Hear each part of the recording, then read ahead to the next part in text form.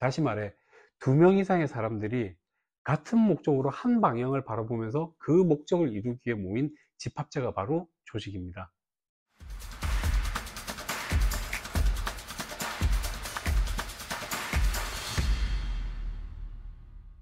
안녕하십니까. 해썹시설공사 PM기업 푸더스의 전용로입니다.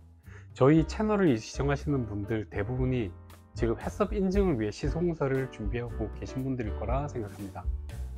식품업을 하면서 당연히 식품 안전을 위한 해썹 인증을 받는 것도 물론 중요하지만, 사실 업을 하는 궁극적인 목적은 사업 성공 아니겠습니까?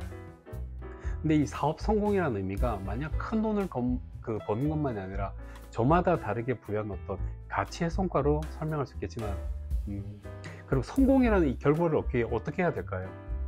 저는 현장에서 컨설팅을 할 때 처음 만나는 자리에서 회사의 조직도를 보여달라고 합니다. 해썹 공장 시설공사 컨설팅 하면서 조직도를 요구하니까 다소 의아해들 하시는데요. 성공이라는 목표를 달성하기 위해서는 건강한 조직을 만들어내는 게 무엇보다 중요합니다. 건강하지 못한 조직과 문화를 갖고 있는 상태에서는 결코 좋은 결과를 만들어내기가 쉽지 않습니다. 이 조직이라는 사전적인 정의를 보면 어떤 목적을 달성하기 위해 협력하는 인간의 집단이라고 되어 있습니다. 다시 말해, 2명 이상의 사람들이 같은 목적으로 한 방향을 바라보면서 그 목적을 이루기 위해 모인 집합체가 바로 조직입니다. 여러분의 조직은 모든 지금 조직원들이 같은 방향을 보고 있다고 확신하십니까? 많은 비용을 들여 시설과 설비를 잘 만들어 놓으면 뭐합니까? 조직 구성원들이 한 팀이 되지 못하면 비싼 돈 들여서 투자한 시설과 설비가 제 성능을 발휘하지 못하게 되겠죠. 예를 들어서 페라리, 부가티, 정말 훌륭하고 엄청난 퍼포먼스를 내는 스포츠카죠. 그런데 그 차를 운전하는 사람이 어제 면허를 따서 운전이 매우 미숙한 사람이라면, 다시 말해 하드웨어가 아무리 훌륭하다 하더라도 내부 조직원의 역량과 회사의 문화 그리고 시스템이 받쳐주지 않는다면, 마치 대형 덤프트럭으로 마트에 장 보러 가는 것과 별반 다르지 않을 겁니다. 분명 장바구니 담으려고 덤프트럭을 사지는 않으시겠죠.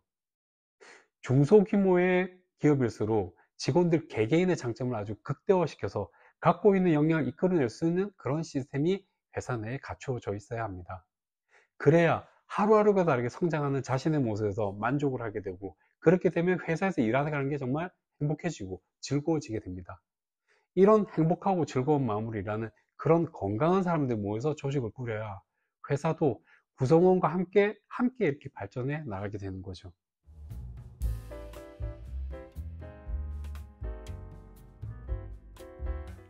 먼저 공사를 준비하시는 이 시점에 건축 설계사나 공사 전문가들을 이렇게 먼저 만나기보다 내부 직원들로만 구성된 TFT를 만들어 보십시오.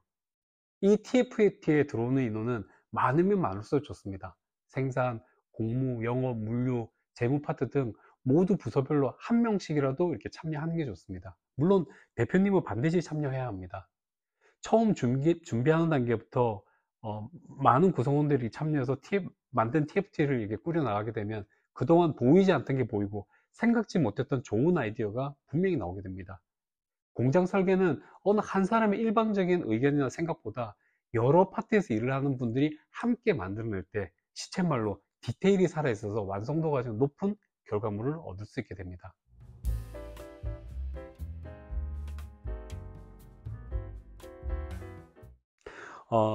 가끔 우리 직원들은 역량이 안 되니 알아서 해석 기준에 맞춰 레이아웃을 좀 그려주시면 안 될까요? 하고 이렇게 부탁하시는 분들이 계십니다. 물론 5분 만에 개략적인 레이아웃을 만들어 드릴 수는 있지만 그렇게 하지는 않습니다.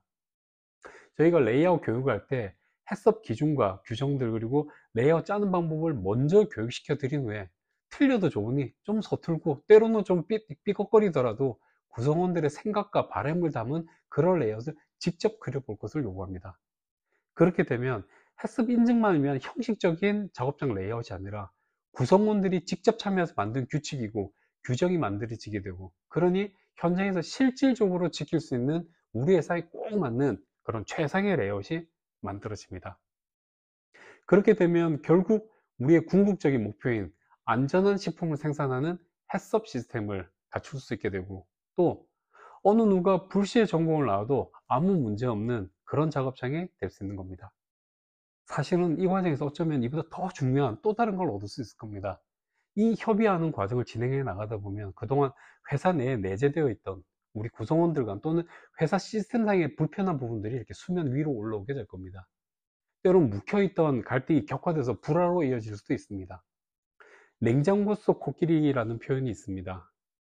누가 봐도 모순이고 불합리하다는 걸 알면서도 서로 눈치 보느라 개선하지 못했던 부분을 공론화시킴으로써 우리 회사의 어떤 고질적이고 서로 불편했던 문제를 해결해 나갈 수 있는 절호의 기회가 만들어질 겁니다.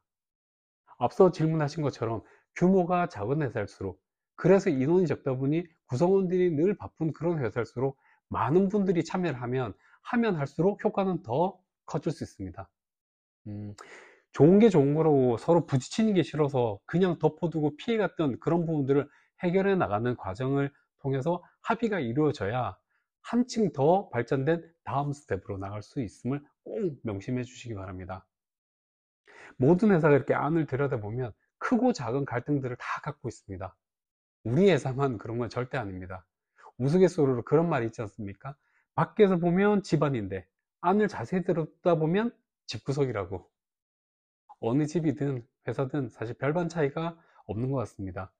특히 시스템이 갖춰져 있지 않은 중소기업일수록 어느 누군가의 불평등한 희생이 더 강요되고, 그게 누적되고 골마서 파벌이 나누어지고 시기 질투가 난무하게 되는 것을 많이 봅니다. 지금 영상을 보시고 계시는 여러분의 회사는 얼마나 다른가요? 네, 여기까지 오늘은 조직 구성과 그리고 조직을 이루는 구성원들에 대해서 말씀을 드렸는데요. 패스업이라는 매개를 통해서 이번에 우리 회사를 한번 바꿀 수 있는 그런 기회를 절대 놓치지 않기를 당부드립니다. 그러기 위해서는 구성원 간의 의사소통이 정말 중요합니다. 그 소통하는 방법과 결정하는 방법을 다음 영상에서 나눠 보겠습니다. 감사합니다.